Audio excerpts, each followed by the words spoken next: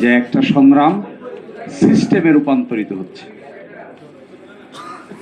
একটা সংগ্রাম, একটা আত্মত্যাগ, এটা স্ট্রাকচারে রূপান্তরিত হতে যাচ্ছে। স্ট্রাকচারাল ডিজাইন চেঞ্জ হচ্ছে রাষ্ট্রের, যেটাকে আমরা বলে আসছি এতদিন কাঠামো চেঞ্জ হওয়া, রাষ্ট্র কাঠামো। এই রাষ্ট্র কাঠামোতে বড় ধরনের পরিবর্তনের সূচনা হচ্ছে। যারা জীবন দিয়েছে, যারা তাদের অঙ্গ প্রত্যঙ্গ বিলিয়ে দিয়েছে, যারা বেঁচে আছে, তারা দেখতে পাবে যে তাদের এই সংগ্রামটা সাংবিধানিকতার ভিতরে ঢুকে একটা নতুন কাঠামোগত পরিবর্তন আসতেছে। That's why this is very important.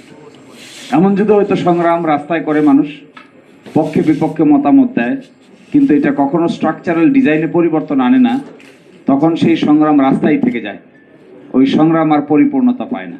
কিন্তু এখানে সংগ্রামটা শাসনতন্ত্রে পরিবর্তন আসছে। কি ধরনের পরিবর্তন দেখেন,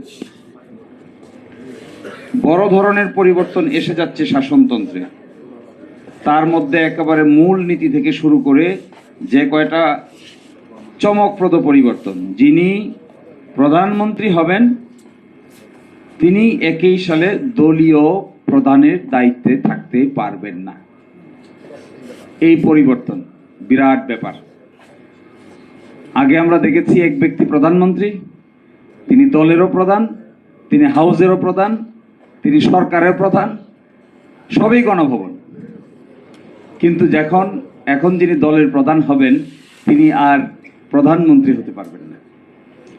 খুব ইম্পর্টেন্ট প্রশ্ন। আরেকটা বড় প্রশ্ন এখানে হয়ে গেছে, এসে যাচ্ছে, 10 বছরের বেশি কেউ ওই পাওয়ার স্ট্রাকচারের প্রাইম মিনিস্টার থাকতে পারবেন না, বিরোধীদেই হোক আর একটা না হোক।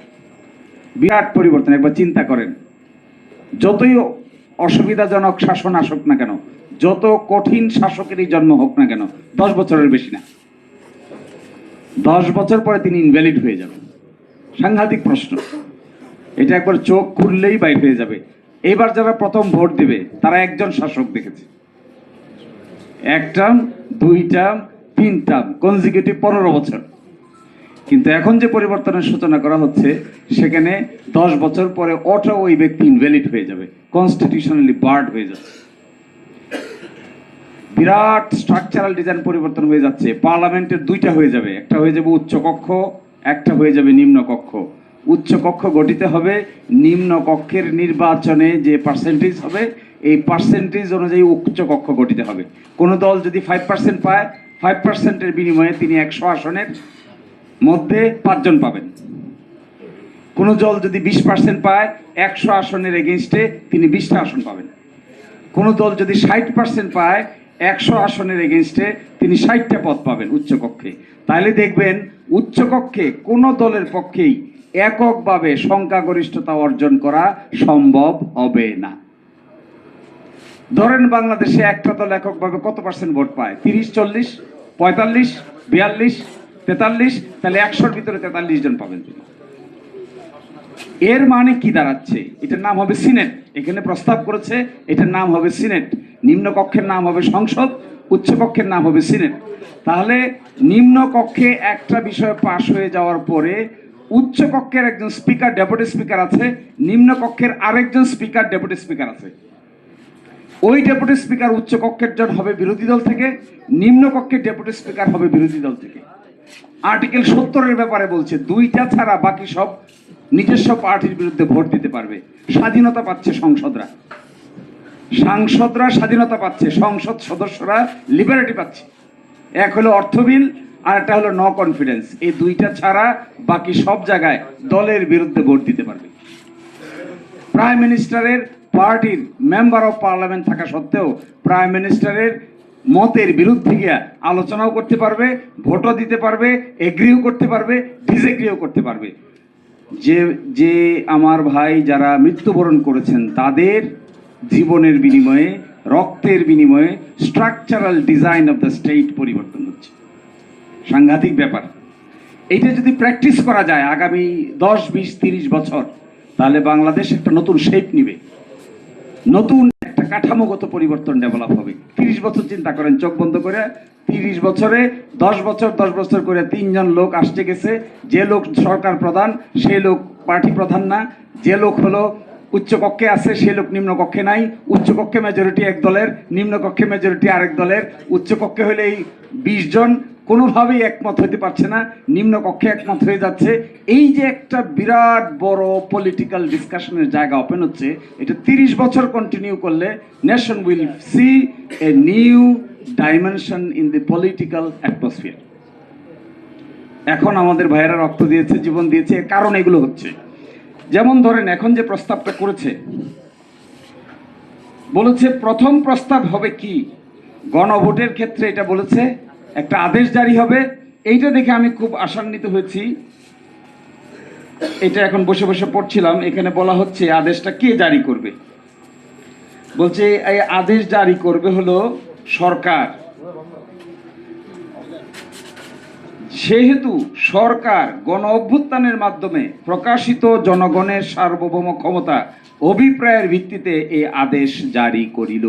বড় একটা বিতর্ক থেকে বের হচ্ছে, যে বিতর্কটা আমরা ঐকমত্য কমিশনে বারবার করার চেষ্টা করেছিলাম।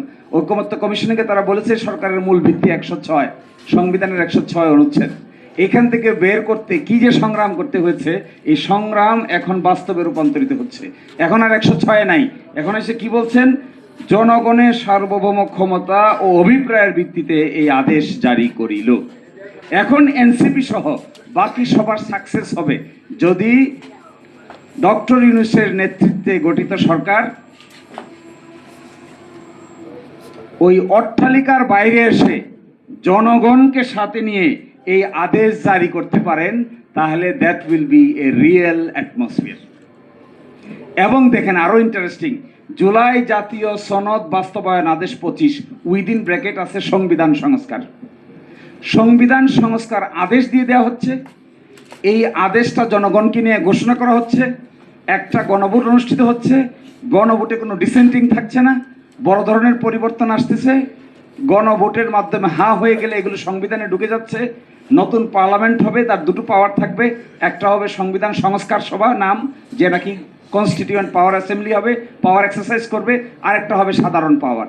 যা সংবিধান সংস্কার সভা হবে, এই সংবিধান সংস্কার সভার মধ্যে এটা অ্যাকসেপ্ট হবে, নতুন সংবিধানে ইনকর্পোরেটেড হবে, পরবর্তী অধিবেশন থেকে এটা একটা নতুন সংসদ হিসেবে কার্যভার গ্রহণ করবে এবং রেগুলার ফাংশন করবে।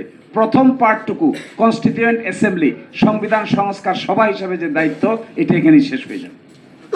এরপরে যাত্রা শুরু হবে দেশ শাসনের। এই প্রক্রিয়াটা এখন যদি স্মুথলি পার করা যায়, without any unnecessary debate, without any unnecessary interruption, এই প্রক্রিয়াটা যদি পার করে নতুন সংসদ গঠন করা পর্যন্ত প্রক্রিয়ার মধ্যে যাওয়া যায়, সংবিধান সংস্কার সভা তার দায়িত্ব পালন শেষ, এরপরে নতুন পার্লামেন্ট যাত্রা শুরু করবে। এই অংশটুকু যদি এখানে ইনকর্পোরেট করে বাস্তবায়নের জায়গায় যাওয়া যায়, আমার ধারণা এই 1-1.5 বছরের সংগ্রাম একেবারে স্ট্রাকচারাল ডিজাইন পরিবর্তন করে বাস্তবে রূপান্তরিত হবে। মেজর ডিসেন্টিং পার্টটুকুতে যদি সরে এসেছে, যখন মেজর ডিসেন্টিং পার্ট ছিল এক জায়গায়, সেটা ছিল উচ্চকক্ষ নিম্নকক্ষ। উচ্চকক্ষ নিম্নকক্ষের জায়গায় আমরা মেজর ডিসেন্টিং ছিলাম না, মেজর ডিসেন্টিং ছিল উচ্চকক্ষ গঠিত হবে পিআর এর মাধ্যমে, এই জায়গায় ছিল মেজর ডিসেন্টিং। উচ্চকক্ষকে পিআর এর মাধ্যমে গঠন হতে দেওয়া হবে না, এখানে নোট অফ ডিসেন্ট দেওয়া হয়েছিল। আরেক জায়গায় দেওয়া হয়েছিল যে এক ব্যক্তি প্রাইম মিনিস্টার হবেন, আবার দলীয় প্রধান থাকবেন না, এই জায়গায় নোট অফ ডিসেন্ট দেওয়া হয়েছিল। নোট অফ ডিসেন্টের এই জায়গাগুলো আমাদের সামনে একটা স্টাম্বলিং ব্লক ক্রিয়েট করেছে। কেয়ারটেকার গভর্নমেন্ট কেমন হবে তার এখানে 5টা প্রপোজাল দেওয়া হয়েছে, অপশন 1, অপশন 2, 3, 4, 5। চতুর্থ অপশনে গিয়ে 1-2টা বড় দল এখানে নোট অফ ডিসেন্ট দিয়েছিলেন।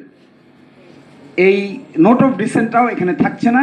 এটা দেখে আই বিকাম ভেরি হ্যাপি যে নোট অফ ডিসেন্টের কবল থেকে আমরা মুক্তি পেয়েছি। যে যাই নোট অফ ডিসেন্ট দিয়েছেন, আমি মনে করি যে দলই দিয়ে থাকেন, জামাত ইসলামী দেন, বিএনপি দেন, এনসিপি দেন, যে যেখানে নোট অফ ডিসেন্ট দিয়েছেন, এই নোট অফ ডিসেন্টগুলো স্বেচ্ছায় সজ্ঞানে নিজ দায়িত্বে সকলেরই তুলে নেওয়া দরকার এবং এই বিতর্কে আর যাওয়ার প্রয়োজন নাই। লাস্ট কথা বলে শেষ করে দিচ্ছি আমি।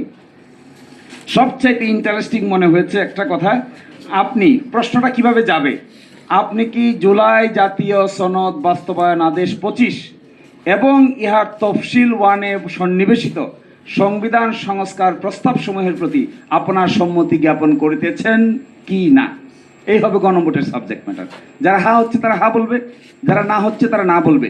যদি হা বলেন তাহলে এই সঙ্গে তফসিল একে সন্নিবেশিত সংবিধান সংস্কার সংক্রান্ত একটা কথা কিন্তু একটু মনে রাখতে হবে, সংস্কার কিন্তু 84টার সবগুলো সংবিধান সংস্কার সংক্রান্ত না, অর্থাৎ সবগুলো গণভোটে যাচ্ছে না। গণভোটে যাবে শুধুমাত্র সংবিধানের সঙ্গে প্রাসঙ্গিক বিষয়, আর বাকিটা এক অংশ যাচ্ছে বিধি এবং আইন জারির মাধ্যমে, আর এক অংশ যাচ্ছে প্রশাসনিক ক্ষমতা প্রয়োগ করে এক্সিকিউটিভ আদেশের মাধ্যমে। সুতরাং এইখানকার সাবজেক্ট ম্যাটার থাকছে শুধুমাত্র সংবিধান সংস্কার রিলেটেড যেগুলো আছে সেটারই গণভোটের প্রয়োজন, বাকিগুলোতে কোনো গণভোটের প্রয়োজন নাই। ফলে এটা যদি অ্যাকসেপ্ট হয়ে আসে, আমার ধারণা অ্যাকসেপ্ট হয়ে আসবে।